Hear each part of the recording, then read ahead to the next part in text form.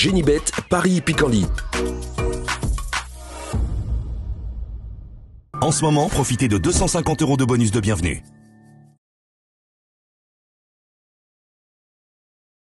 Bonjour à toutes et bonjour à tous, on se retrouve sur canalturf.com pour évoquer le programme de ce samedi 25 janvier. L'hippodrome de Paris-Vincennes propose un week-end de gala, puisque vous le savez sans doute, nous aurons dans 24 heures le Prix d'Amérique. En attendant, la réunion de ce samedi a très fière allure, avec plusieurs épreuves de groupe à l'affiche, et notamment le Prix Bold Eagle, une épreuve de groupe qui servira de support au Paris Quintet Plus Top 5 Génibet. Bref, pas de quoi s'ennuyer en ce samedi à Vincennes. Nous évoquerons donc ce quintet dans la première partie de l'émission. Dans la deuxième, j'aurai des coups de cœur à vous indiquer, des informations à vous transmettre, notamment pour Saint-Galmier, puisque j'ai pu m'entretenir avec plusieurs professionnels et tant de la partie.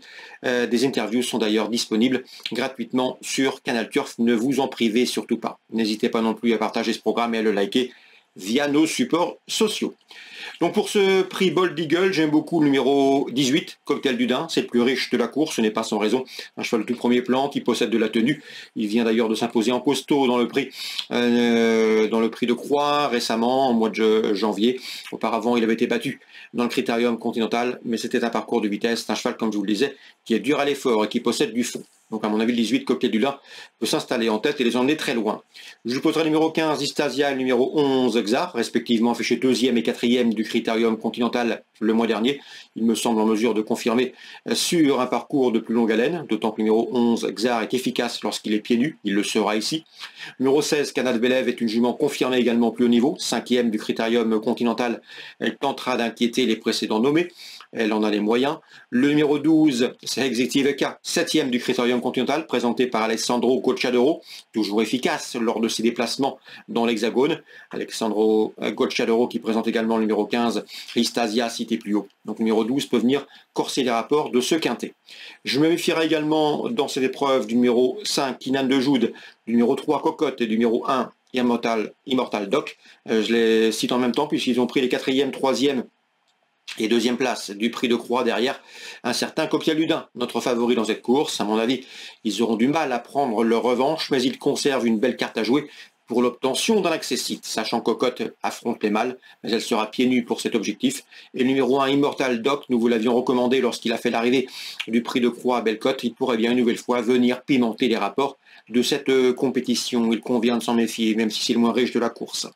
En canon partant, attention numéro 6, Colsfella, qui ne manque pas de référence dans les tournois de ce genre. On résume tout ça en chiffres pour ce quintet, le prix Bold Eagle en ce samedi 25 janvier. Le 18, le 15, le 11, devant le 16, le 12, le 5, le 3 et le 1. Je répète, 18, 15, 11 et 16 devant le 12, le 5, le 3 et le 1. On se retrouve désormais pour les coups de cœur. En ce moment, profitez de 250 € de bonus de bienvenue. Voici désormais mes différentes informations et conseils de jeu pour ce programme du samedi 25 janvier. On va parler notamment des temps forts qui se déroulent sur l'hippodrome de Paris-Vincennes. Dans le prix Roquépine, belle épreuve pour les juments. On prend les mêmes heures commence avec le 513, à savoir Melba du Gers, et le 512, c'est Magic America, lesquels ont formé dans cet ordre le couplet gagnant du prix Gilinotte en début de mois sur 2175 mètres. À mon avis, elle devrait une nouvelle fois se tailler la part du lion, tout en sachant que Magic America avait remporté ses 3 premières sorties publiques. Donc a priori, ces deux-là se retrouvent pour une belle revanche. Le 513, le 512, Melba du Gers, Magic America. Dans la suivante, le prix Eurazine, épreuve de groupe 1. Difficile d'aller contre le 614, Lovino Bello, confirmé au plus haut niveau, déjà vainqueur en Paris Société. Et le numéro 15, Frank Gio, qui se classait 2e derrière lui dans le récent prix Redicash. Un prix Redicash disputé le mois dernier, le 8 décembre. Ce jour-là, le numéro 13, First of Mine, qui possède également des références à faire valoir en Italie, mais également sur notre sol, pourrait bien être leur principal opposant. 614, 615 et 613. Dans la 8e, j'aime beaucoup le 801 Inexcess Bleu qui reste sur 3 succès. Il est peut-être plus confirmé, plus efficace sur les parcours de tenue, vu son gabarit, vu son action également. Mais il a déjà bien fait sur 2100 mètres. Le numéro 1 est un numéro piège pour lui, mais il sera pieds nus et je le pense capable de poursuivre sa série victorieuse. C'est le 801 Inexcess Bleu. Confirmation attendue. L'opposition, je me fierai pour une cote numéro 2 Mister Hercule, qui a couru dernièrement dans les préparatoires au prix Émeric, les prix de Bourgogne et prix de Belgique. Il convient convient de s'en méfier dans ce lot. Et le numéro 3 également, c'est Gaspard d'Angy qui n'a plus à faire ses preuves dans les tournois de cet acabit. Donc la 8e, 801 Inexcess Bleu, 802 Mister Hercule, 803 Gaspard d'Angy. Dans la 9e, Yo Corbani était confiant la dernière fois que le 906 Astronachet-Zek, qui malheureusement s'est montré fautif. Il faut le reprendre. Le cheval est bien, le cheval est encore mieux sur les parcours de tenue que de vitesse. C'est ce qui m'avait indiqué Yo Corbani lors d'une précédente interview. Donc à mon avis, ce cheval revient à Vincennes avec la ferme intention de se racheter et de redorer son blason. Le 906 Astronachet Zach. Le numéro 4 également, Galion, qui a été gêné dernièrement, mérite lui aussi d'être repris. 906 et 904 pour des cotes intéressantes dans le 9e rendez-vous à Vincennes. Saint-Galmier, c'est la Réunion 5. Pas mal d'informations à vous transmettre. Des interviews sont disponibles sur Canal Turf. Le 114 Skip Paddle, que j'aime beaucoup, c'est le plus riche de la course. Il sera pieds nus pour cet objectif. À mon avis, il va répondre présent.